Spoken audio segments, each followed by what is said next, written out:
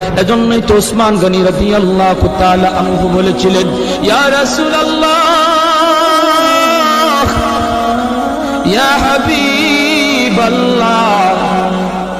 ওগো নবীজি, আমি তো আমার সম্পদ ভালো কাজে ব্যয় করেছি, হালাল পথে কামাইছি। আমি তো গরিব দুঃখীদেরকে সবসময় দান করি, সদকা দেই, অভাবীদের পাশে আমি দাঁড়াই। আমিও কি 500 বছর পর জান্নাতে যাইমু সম্পদ বেশি হওয়ার কারণে?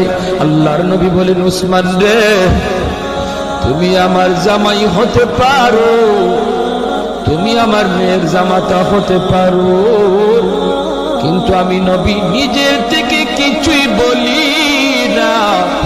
আমি যা বলেছি আমার মালিকের ইশারায় বলেছি। তুমি ওসমান, আমি নবীর মেয়ের জামাতা হইতে পারো,